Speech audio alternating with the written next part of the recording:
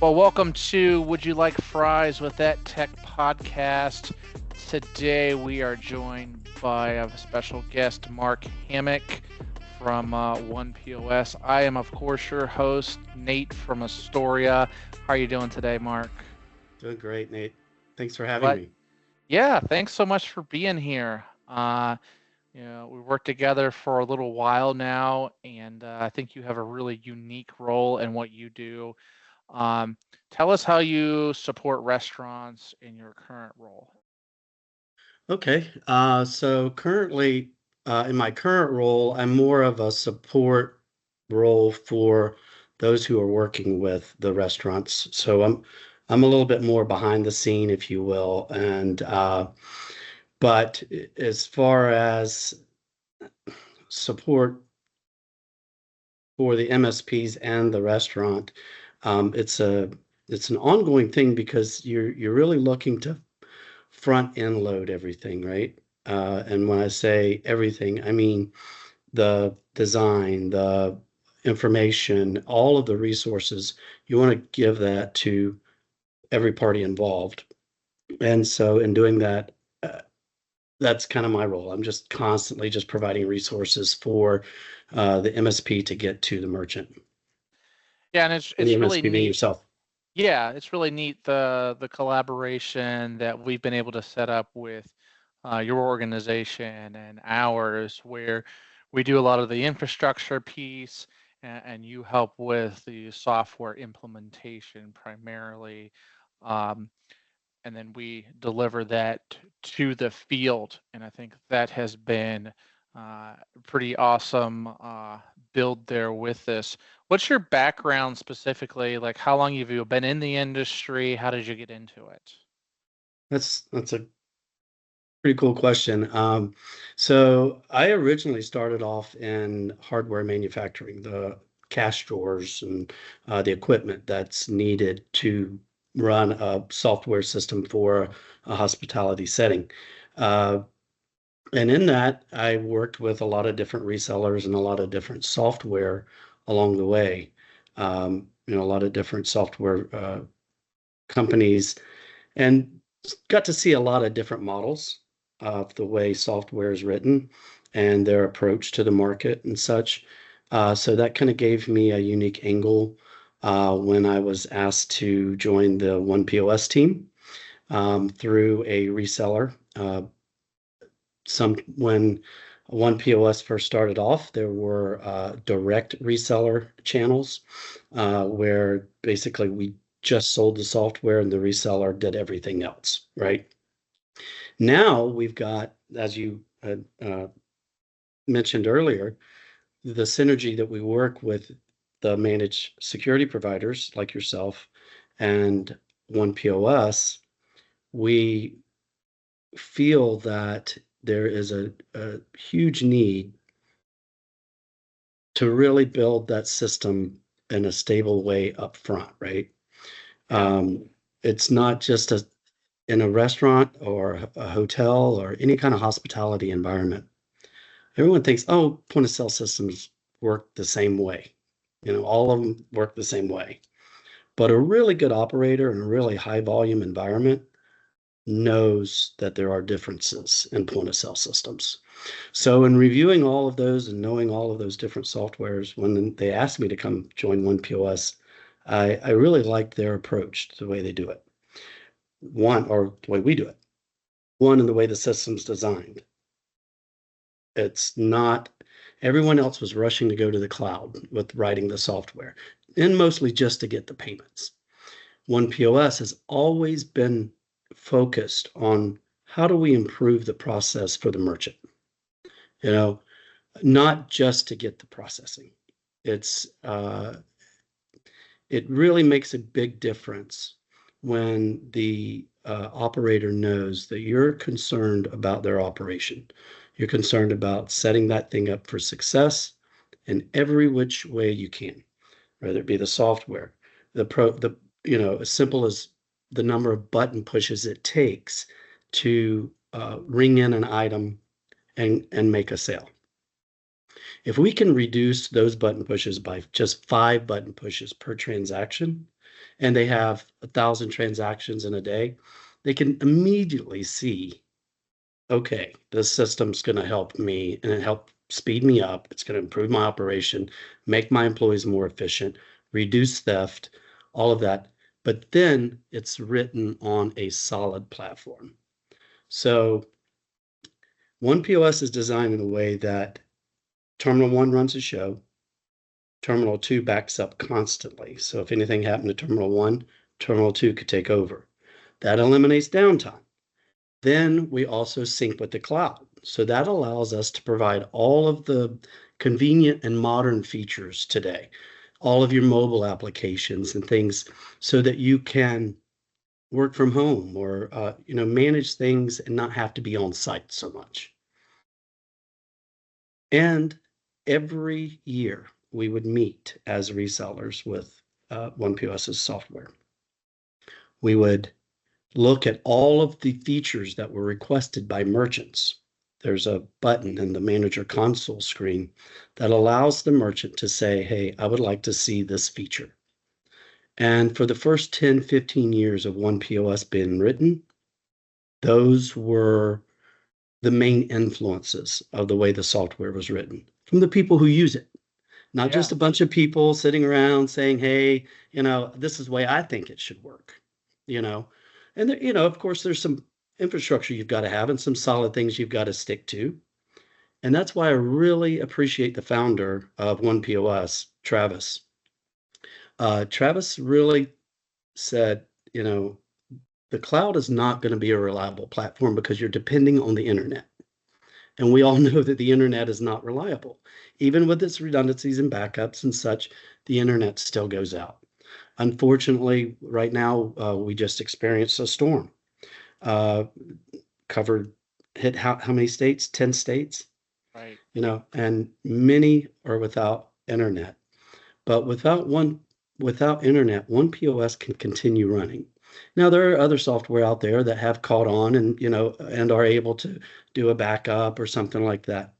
But still, because One POS was designed with this platform and infrastructure in mind, it's been designed that way all along, right? So you don't have to go backtrack and redo this or redo that. You're working with a solid software that was designed with the merchant in mind from the get-go.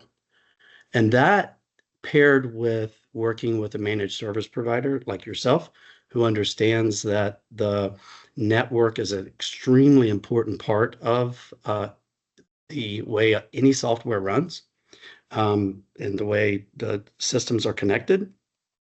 Bringing that expertise in with a well-designed point-of-sale system has just really proven to be a successful tool that we keep customers for very long times. They stay with us for a very long time. They're happy and satisfied because it's a combination that works. Yeah, and I can definitely attest to that. Having those great partnerships in place make a huge difference when everybody's taking responsibility for their piece.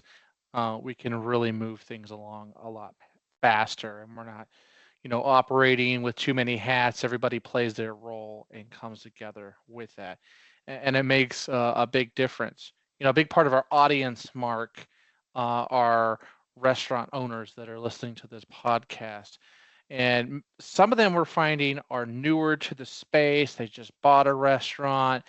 What are some common challenges that a restaurant owner would face that maybe the newer restaurant owners just haven't encountered yet that they should be aware of?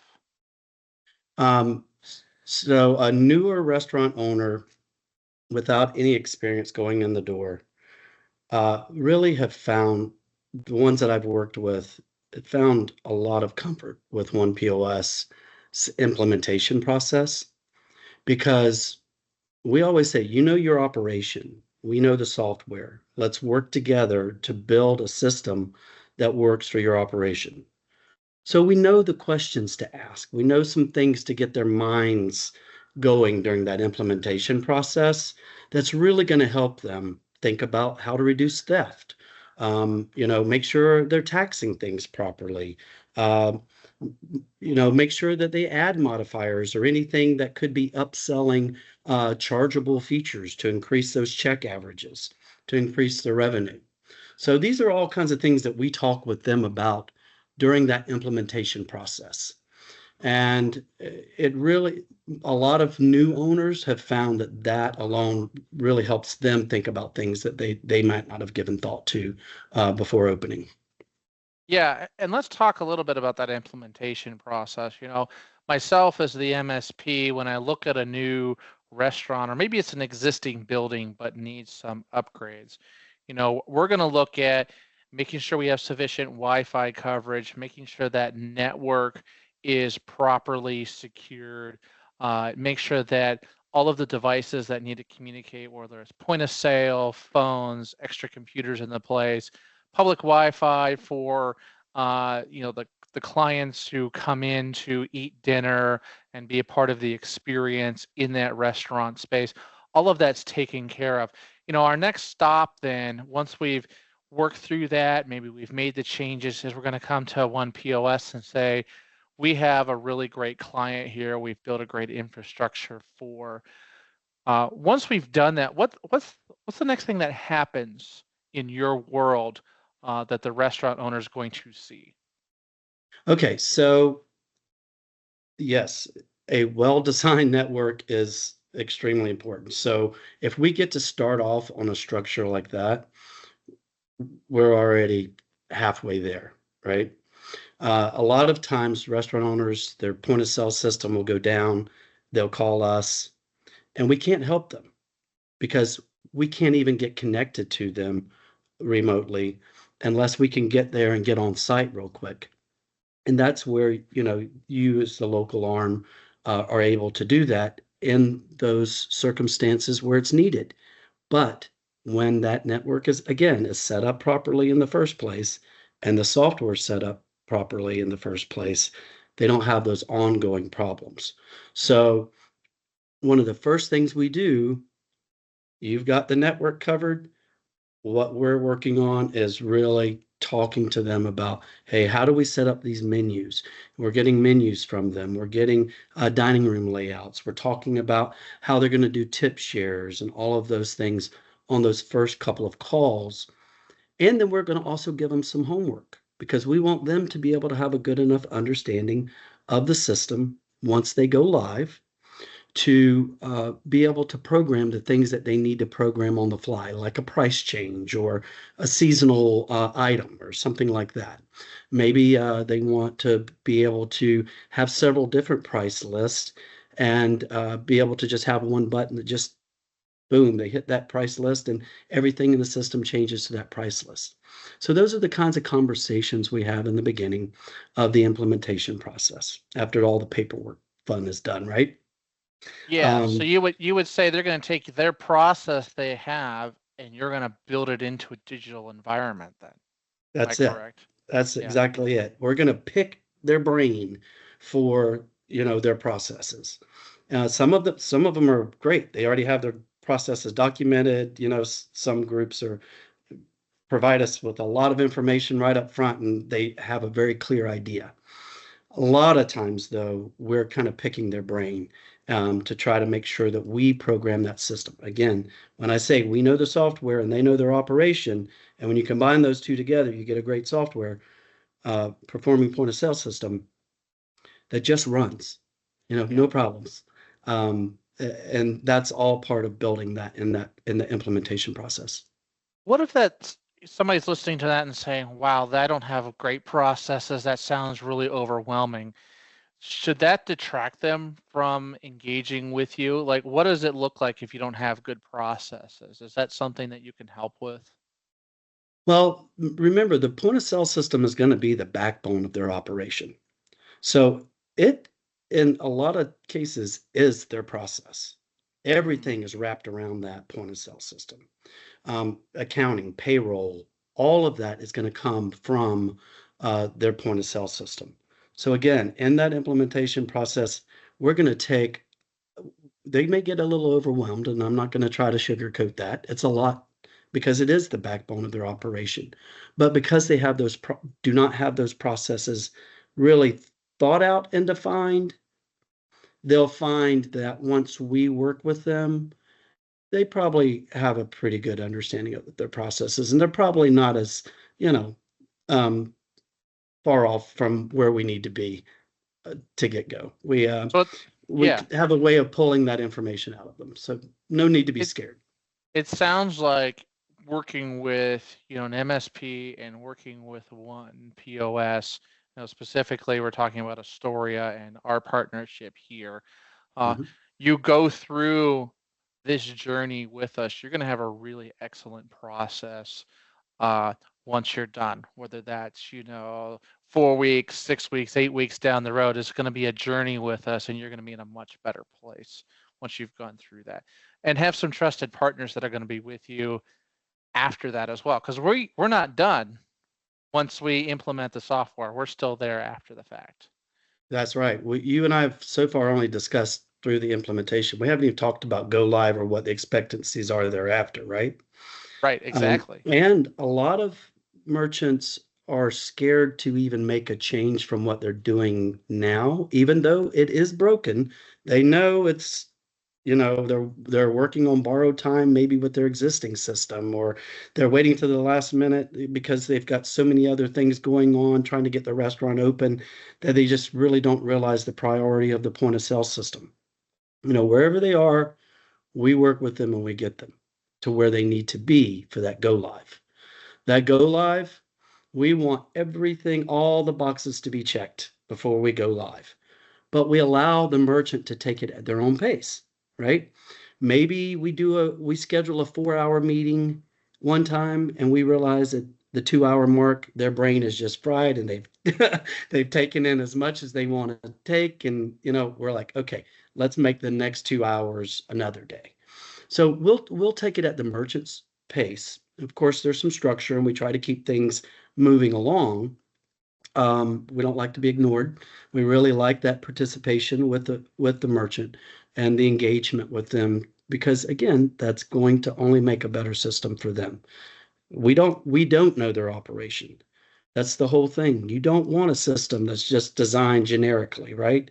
Everybody thinks point of sales are the same. They are not, especially One POS. That's so true. Can you tell us maybe a story about a successful implementation to go live? Yes, I can. So we have several clubs that we work with. Um, and this is a VFW down in South Florida. A lot of older people in the club. And one of the ladies that worked in there was 80 years old. She had just celebrated her 80th birthday. And she worked there mainly because it kept giving her something to do, you know. But she said, they're putting in a computer. I've never touched a computer in my life. I don't want anything to do with this. I'm resigning once this thing goes live. Well, after the implementation process, she became our champion. She became Mm. the one who was running around. No, you do it this way. No, you do it that way. You know, because the system is very intuitive. Once everything's set up and all that grunt work is done, if you will, right? It's a very easy and intuitive system to use. So she she was a smart lady too. And she caught on and just became the champion. And I was so afraid and so like, you do things and you want to help people, you want to help merchants and stuff like that, right? So you see somebody who wants to retire because the computer's coming in, you're like, I don't want to see that. But when she became the champion and just running around being the one saying, here, let me help you train our staff, it was awesome. I And they're still can't our customer today, and I believe that install was at least 15 years ago. I can't say it enough. It is the most satisfying feeling to me to see when a system is designed correctly once it's implemented, to stand back as the one who helped implement it and see it run without you having to be involved in it. That's truly my passion in anything that I do, is watching that happen. I think that is um, so important. So tell me, what do you think are some key considerations if restaurant owners are thinking, I want to change a particular vendor or provider? What are some things they should keep in mind when they go to make that decision? Well, first off, people buy from people, so I think the fact that we have this synergy and we look for companies like Astoria who are in the local community, who have, a understanding of what's going on in their community, right? Right. That's very important to us. And selling through that channel really allows us to keep that local feel and be a national company, you know? And so we rely heavily on that. And really developing those relationships it is important. But if I were to tell someone what they should consider themselves, I would totally say, is it internet reliant? Do you are you 100% relying on the internet for that system?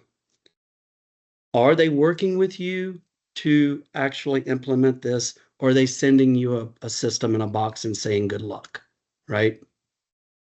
Um, Very important. What are the processing terms with the payments? That's very important. A lot of times they'll lock you into long-time contracts. You can't change your point of sale without changing your processing. There's lots of different things there that really lock a merchant in so that they can't do anything else for quite some time. So those are things you want to consider up front. What does my contract look like? What does the service look like? What does the implementation, that setup, that original setup, is it set up for my operation or is it just a point of sale in a box? Because again, the point of sales are not all the same. Yeah, so important. Uh, what about this?